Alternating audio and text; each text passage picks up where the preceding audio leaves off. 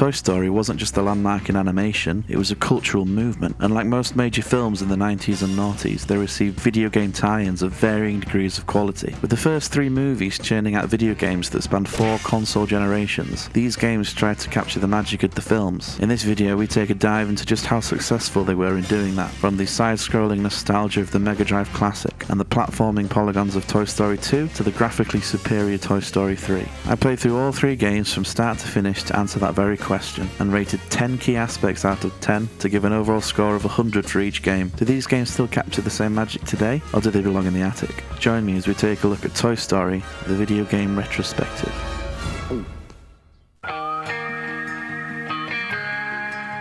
Released in 1995, the year I was born, the original Toy Story on the Mega Drive was originally praised for pushing the hardware capabilities to the limit, and equally criticised for its brutal difficulty. But how does a 30-year-old game hold up in 2025?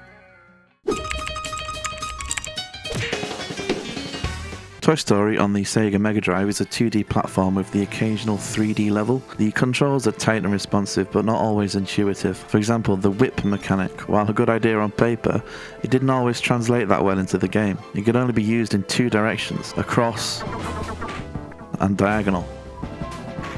So if you were on a ledge below an enemy, you couldn't target them from there. It also took a good second or so to activate, meaning it became less of an aiming problem and more of a timing problem. Being a 2D platformer that for the majority of its levels moved at pace, this timing was fallible at best, usually resulting in damage being taken somewhere between hitting the attack button and Woody actually doing anything. Then we move on to the RC levels, usually involving collecting batteries to keep the car going. The controls are okay for the time, but if you so much as shaved the edge of an obstacle, the RC car would go bonkers. The battery depleted at a relatively quick pace as well, so 2 or 3 crashes meant that you probably weren't finishing the level. Whilst finicky at times, which led to an exaggerated difficulty curve, the controls were for the most part just fine. Reactive and a little floaty at the best of times, somewhat clunky and irritating at the worst.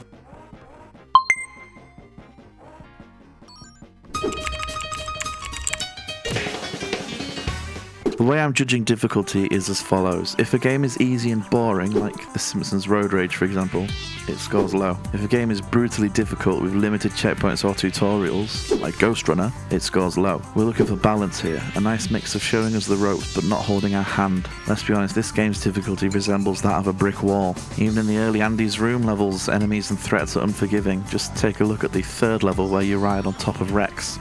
Some of the timing required to survive even to the first checkpoint, let alone the end of the level, is just insane. Whereas with typical video games you start with an easy tutorial level, and the first few missions tend to get you used to the mechanics of the game. There's no doing that here. You launch straight in with toy trains and flying helicopters nipping at your heels, and the only sense of help comes from an Etch-a-Sketch on the corner of the screen that only crops up when you go the wrong way. The difficulty is all over the place, and it's a tough game in 2025 with emulators and save states. Imagine being a kid in 1995 with only 3 lives and 5 hits per life. And if you run out of lives, you can't restart from that level. You have to restart the whole game from scratch. You get passwords that take you to a level, which is the only saving grace here, but they crop up every 5 levels or so. The only decent thing here is that when you load up a level from one of these passwords, you do actually start with 3 lives again.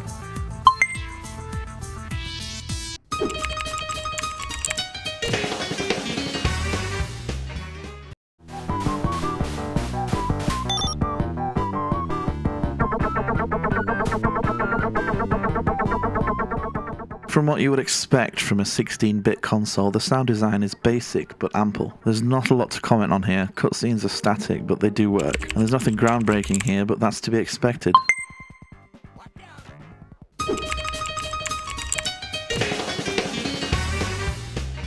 Considering the limitations of the Sega Mega Drive, the levels are surprisingly varied. It may not seem it at the start as you spend what feels like an eternity in Andy's room, but once you finally break out and we start to really follow the film, things improve a lot. While most of the levels are side-scrolling and 2-dimensional, they somehow still stay varied enough to maintain my attention. If we're not trying to put the toys back into the toy box, we're running around disguised as fast food trying not to get stood on. The RC car is used heavily in this game for the driving stages. Usually these levels involve having to find batteries along the route. The level where you drive drive around having to constantly hit Buzz though is a level that didn't really need to be there. Inside the level itself there was just no variety at all. The boss levels were varied enough, if frustratingly perpetual once you figured out the patterns. Like in the claw stage, it took some time working out that you had to duck and then whip an alien into the air, and then while the alien was in the air you needed to whip that same alien into the claw. It seems easy enough now, but it took a while to work this out, and once it had been worked out, you just had to do exactly the same thing 5 or 6 times and that was the level done. I like the nods to the film, especially when Sid burned our face off with a magnifying glass and then we relieved ourselves by plummeting our head into a bowl of Fruit Loops. Surprisingly, there are a couple of 3D levels, and I use that term loosely as they really are just 2D sprites that are continually updated to look 3D. However, they pull it off nicely,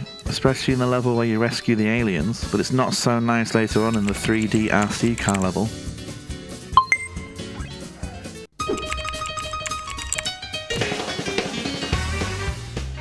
This is one of the highlights of this game. Toy Story on the Mega Drive sticks surprisingly close to the film's plot, hitting most major scenes from Andy's room to the final RC chase. The cutscenes are static, but they work. For the time, it's a decent adaptation. The cutscenes are somewhat lacking, but I think that's down to hardware limitations. Some levels did seem a bit like filler levels, for example the first RC level and the level where you were inside the claw machine, but mostly the levels have their place, and for 1995 it's a very decent adaptation.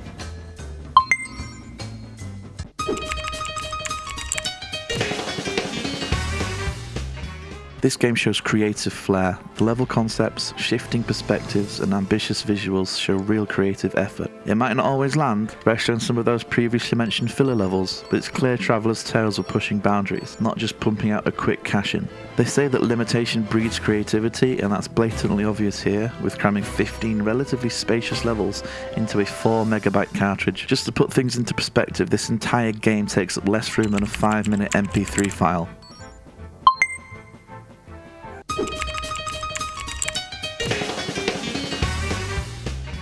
When it works, Toy Story is a fun challenge, but the harsh difficulty and lack of continues limit its appeal even today. It's more of a game you remember fondly than one you would actively dig out. Having said that, once you get used to the loose controls and the enemy mechanics, there is a great deal of fun to be had here. And that's not just nostalgia talking, it's a genuinely decent platformer in its own right. Being based on the Toy Story film just makes it that much better.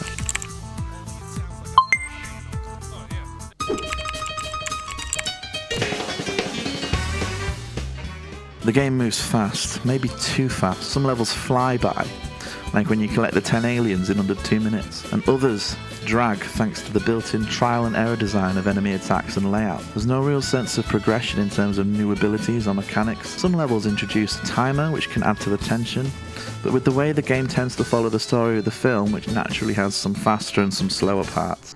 Hello? Oh, yeah. Ah! Whoa! Hey, whoa. Did I frighten you? It's a bit start-stop overall, and this could feel a lot better.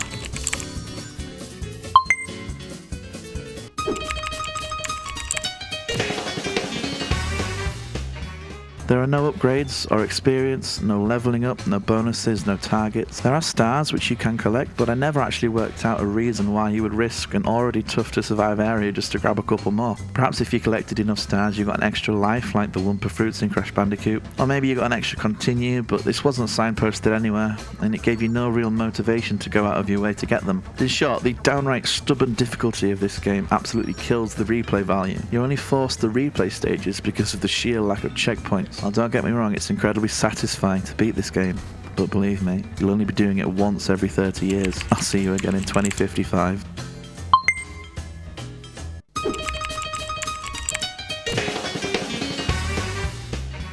Early use of digitized graphics and movie-accurate cutscenes, despite being static, was ahead of its time, even if the gameplay was an uneven, punishing, grueling mess. But for many players, this was their first experience stepping into a Pixar world that they love, and that impact cannot be ignored. It set a benchmark for what movie tie-ins could look like on 16-bit hardware. Visually bold and narratively faithful, far more ambitious than expected. Even today, this game's often remembered more for what it tried to do than what it actually nailed, and honestly it's hard to ignore that. So after reviewing all 10 aspects, let's tally up those scores.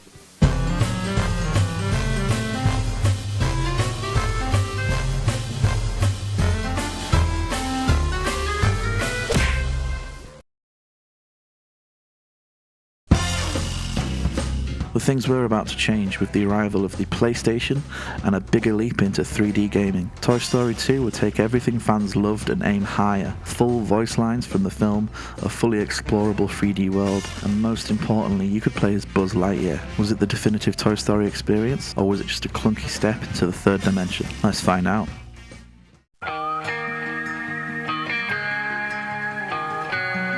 Alright, so after cruising around Andy's room in the first Toy Story game, avoiding dog drool and navigating those tiny corridors, you might think the magic was done, but then Buzz Lightyear to the rescue crashes onto the PS1, and in 1999, suddenly it's a whole new experience. This game follows the plot of Toy Story 2 pretty closely. You play as Buzz, and your mission is to rescue Woody, who's been kidnapped by Al the toy collector. This means that you get to explore all of the iconic locations from the film: Andy's house, Al's toy barn, the airport, and even Al's bathroom. It's like stepping into the movie, and this can make you overlook a lot of the game's rougher edges at first. Okay, let's go.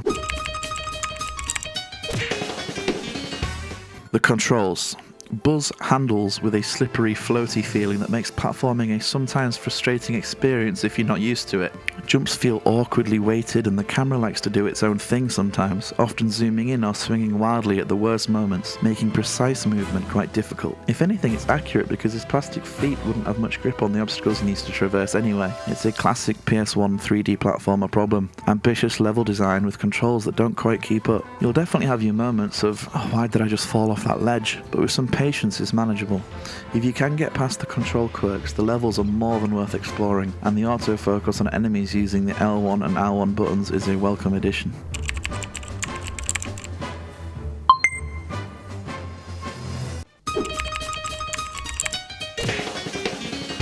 The difficulty curve of this game is a lot smoother than that of the original. Some stages are pretty straightforward and welcoming for younger players, but the tricky controls and camera make the harder platforming sections a pain. The normal levels are by far much harder than the boss levels, which are often laughably easy. Even the final boss in the Prospector Showdown at the end of the game can be beaten just by mashing the square button, and as long as you have at least 2 lives, you don't need to do anything else. Because when you die in this game, you respawn in the exact same place. Sometimes rewarding, sometimes a little bit irritating. I'm looking at you, Zerg. The difficulty is mostly balanced throughout though, and not challenging in the slightest. I would lean on this game actually being too easy, and there are no difficulty options to explore like in more modern titles. It's the enemies that get progressively harder to kill, though not by much, and the environments that get progressively harder to traverse, and the Pizza Planet tokens that are progressively harder to get. That gives the difficulty its variety. The puzzles can often be the toughest part, though I wish on the whole the game was a lot harder.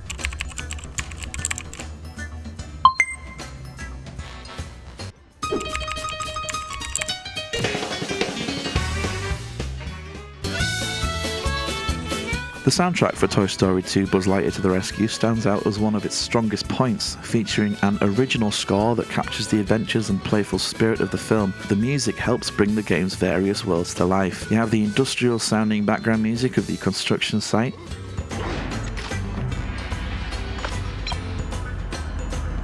the upbeat violin music that reflects the excitement of Al's toy barn,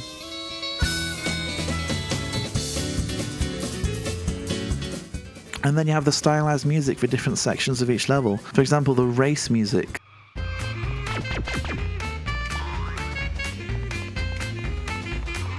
Well, it's been stuck in my head for the last 25 years. And the boss music.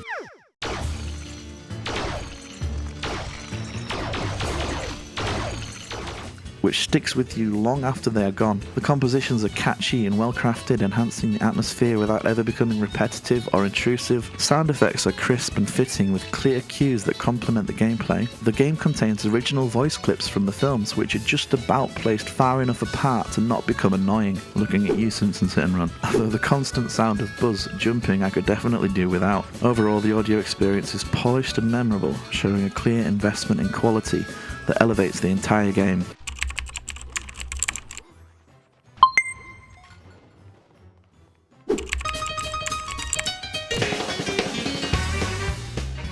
The levels are sprawling and packed with detail, giving you a real sense of scale as a tiny toy in a giant world. Each stage is carefully crafted to feel like a different part of the Toy Story universe, from cluttered bedrooms to the chaotic toy barn and the dusty Wild West sets in Al's penthouse. The level layouts encourage exploration with hidden pathways and secret collectibles tucked away in clever spots. However, the sometimes confusing camera and slippery controls can make navigating these spaces a test of patience rather than pure fun. Still, the variety in themes and environments keeps the gameplay fresh and interesting throughout your rescue mission. The game sticks mostly to a collectathon style, but it throws in a good mix of objectives that keeps things interesting. You do the same 5 tasks in each main level. You'll be collecting coins for Ham, finding body parts for Mr. Potato Head, racing against another toy or the clock, and taking on boss battles that add some action to the mix. Levels are sprawling and full of hidden nooks and crannies, encouraging exploration. Whilst it doesn't reinvent the wheel, it offers enough variety to hold your attention across all 15 stages. The different mission types also help break up the platforming monotony. This is definitely one of the best designed games based on a film ever created. The only dud levels, in my opinion, the first 3 boss levels: Bombs Away, Slime Time, and Toy Barn Encounter. They're just not fun, and they're a little infuriating at times.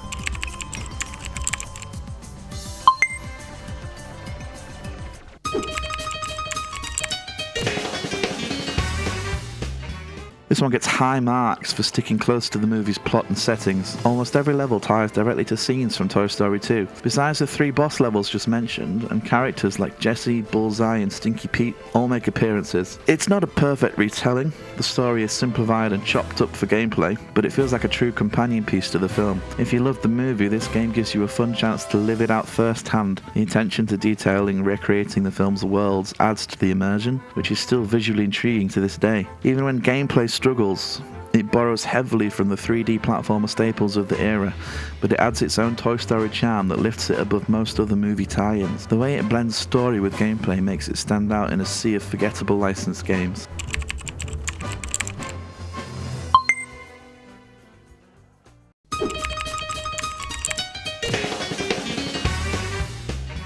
For a licensed game, this shows real creativity in its level design. The developers clearly wanted to make levels that felt like parts of the Toy Story universe that you could explore for yourself. Released in 1999 and in Europe in 2000, Toy Story 2 arrived late in the PlayStation's life cycle, and the developers clearly aimed to push the hardware as far as possible. The game features large, colourful 3D worlds with impressive texture work and detailed character models that still hold up fairly well today. Its ambition is evident in the scope of levels, variety of objectives, and attempts at dynamic gameplay sequences that blend platforming, puzzle solving, and exploration. While it doesn't break new ground compared to some of the PS1's top-tier titles, it represents a solid technical effort to bring the charm and energy of the film to life. It's incredibly ambitious in its design and execution.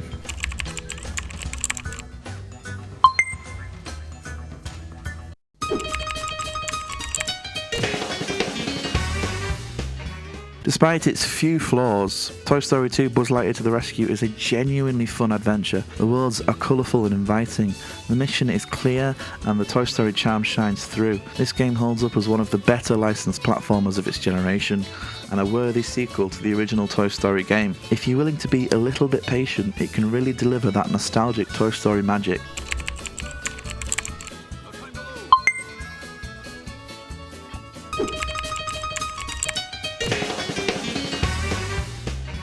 Buzz Lightyear to the Rescue has a steady pace that balances moments of action with exploration nicely. The game introduces new areas and challenges at a comfortable rhythm, letting you get your bearings before ramping up the difficulty, even if it never really ramps up that much. However, the progression can feel a bit repetitive due to similar goals in each level, and often you backtrack through similar looking environments to collect items or complete objectives. There are some Pizza Planet tokens that are impossible to get the first time round, requiring you to unlock a special ability in a later level by finding a Mr. Potato Head body part. Then you can re-enter the level to mop up the remaining tokens. This can make the gameplay loop feel a bit static over time, but it does somewhat extend its shelf life, and still, for a late 90s platformer, the pacing does a decent job keeping you engaged without feeling rushed or overly drawn out.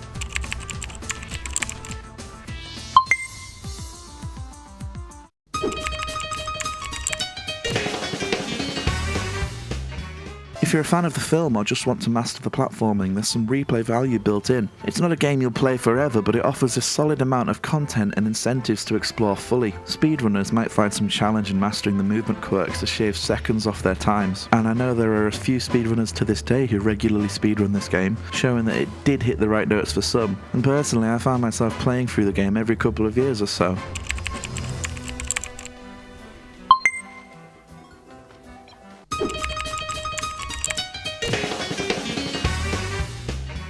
Toy Story 2 arrived during a transitional time for 3D platformers, and while it didn't revolutionise the genre, it carved out its own niche with some faithful storytelling and creative level design. The game captured the spirit of the film well, helping to deepen fans' connection to the Toy Story universe through interactive play.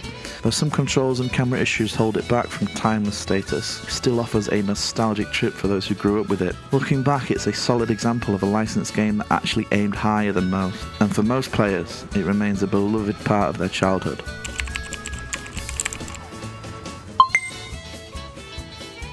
So after reviewing all 10 aspects of Toy Story 2, let's tally up those scores.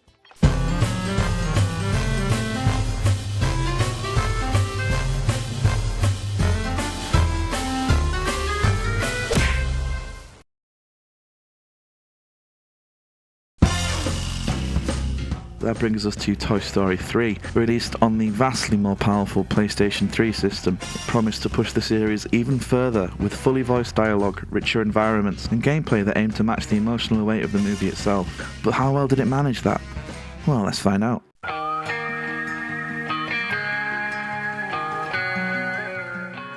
By the time Toy Story 3 rolled around in 2010, gaming had moved light years ahead of the PlayStation and PS1 era. The PlayStation 3 offered a powerhouse of graphics and processing, and this game had big shoes to fill. Fully voiced characters, expansive detailed worlds, and gameplay that tried to capture not just the fun of the movies, but the emotional depth too. Could this game live up to the hype of the second and deliver a fitting send-off to the beloved Toy Story trilogy? Or did it just get lost trying to juggle big ambitions and fan expectations? Toy Story 3 on the PlayStation 3 feels like a massive leap forward in terms of gameplay and smoothness and variety. You get to control multiple characters: Woody, Buzz, Jessie, and even Bullseye at times, each with their own unique moves and abilities, which keeps things fresh. The controls are tight and responsive, a huge improvement over the earlier entries, making platforming and combat feel satisfying. There are lots of different gameplay styles mashed together here. Traditional platforming, puzzle solving, stealth sections, some light combat, and even minigames sprinkled throughout. It's ambitious, but mostly succeeds in keeping you engaged, even if some segments feel a little repetitive by the end. The camera is generally solid, though a few tight spots still trip it up occasionally. Overall, it feels like a well-oiled machine designed to showcase the power of the PS3 hardware.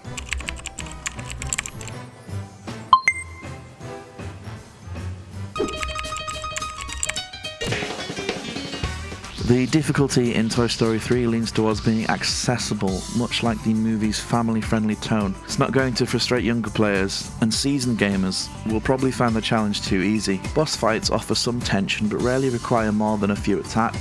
The level design encourages exploration rather than precision, and there's plenty of checkpoints to keep the frustration at bay. Optional collectibles add a little bit of challenge for those wanting to dig deeper, but the main story progression stays smooth and forgiving. Overall, the difficulty curve is gentle but well paced, with the only standout, somewhat difficult stage being Buzz Lightyear's section, and that's still pretty easy.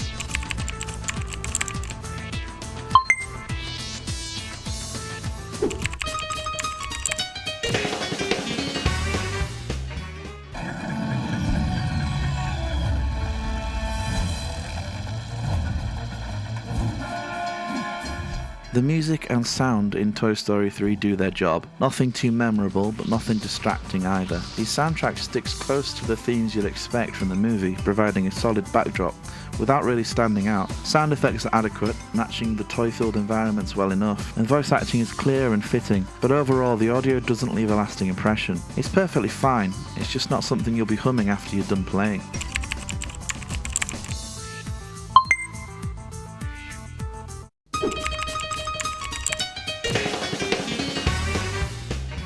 The levels in Toy Story 3 are sprawling and intricately detailed, showcasing a range of environments from the daycare center to the furnace and even a haunted bakery. The game embraces a semi-open world style, giving players plenty of space to explore and discover hidden areas and collectibles. Each level is packed with interactive elements and cleverly designed platforming challenges that make full use of the PS3's capabilities. The variety keeps the gameplay fresh, though some sections suffer from backtracking and slightly repetitive objectives. Still, the level design captures the spirit of the film beautifully, making you feel like a toy lost in a giant unpredictable world. There's just one issue I had, and that was the final level, the haunted bakery. Another level presumably based on Bonnie's imagination, except Bonnie's imagination this time is bland and meaningless. The game should have ended after the penultimate level in the furnace, just like in the film. The final level took so long and it wasn't too clear what you actually had to do. Eventually I cleared it out of pure chance, but I never want to see another cow launcher as long as I live.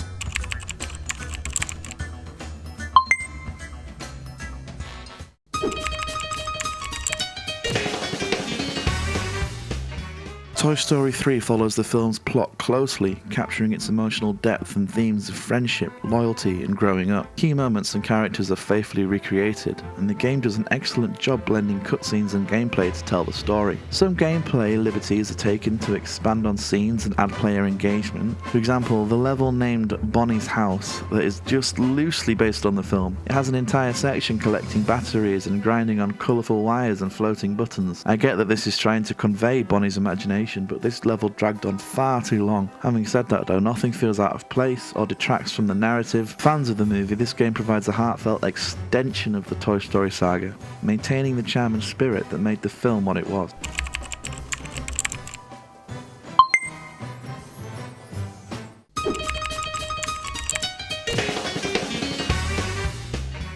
This game by no means pushes the PS3 to its limit like the previous titles did with their consoles. However, with the ambitious level sizes, detailed character models and diverse gameplay mechanics, the developers clearly aim to push the boundaries of licensed movie tie-in games by delivering an experience that felt both cinematic and interactive. The variety of gameplay styles, from platforming to minigames and stealth sections, shows a desire to keep players engaged and surprised.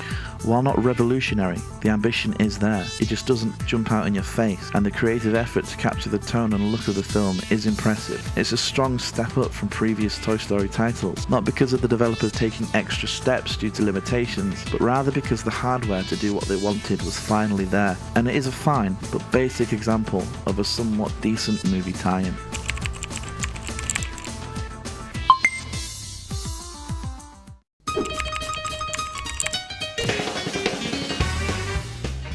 Toy Story 3 is genuinely mostly fun from start to finish. The mix of gameplay styles, beloved characters and vibrant worlds creates an engaging experience that's hard to put down. The humour and heart from the movies carries over well, making the game enjoyable for fans of all ages, while some repetitive elements and occasional pacing issues keep it from being perfect. The overall adventure is a joyous romp through the Toy Story universe. It's one of those games that's hard not to smile while playing, especially if you're a long-time fan. Having said that, and while the PS3 version is the superior version, for some reason the PlayStation 2 version has more stages. However, I didn't play that one, so I couldn't comment on that.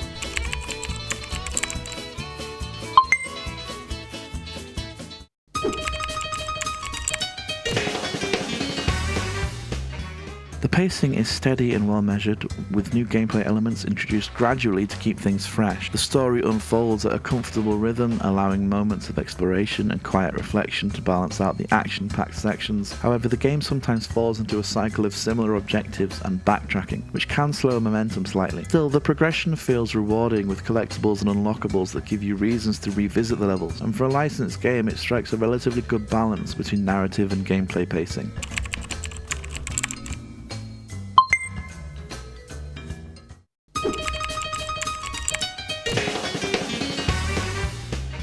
While Toy Story 3 isn't a game you'll play forever, there's decent replay value for collectors and completionists. Optional challenges, hidden collectibles, and mini-games add extra layers for those wanting to dive deeper. Speedrunners might find some opportunities to shave time with the varied gameplay mechanics, but for most players, once the story is done, the urge to replay fades somewhat. There is a toy box mode for the younger fans, but that wasn't something I was particularly interested in. It's a solid, enjoyable experience that rewards a second run if you're especially attached to the world, but a third is likely out of the question.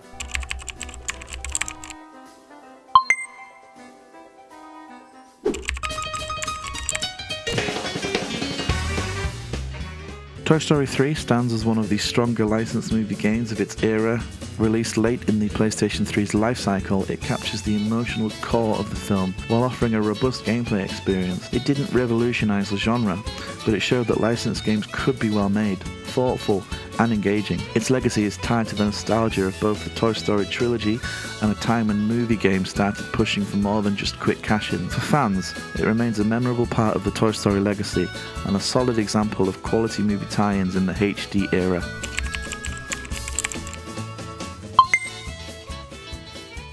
So the final tally for the final game looks like this.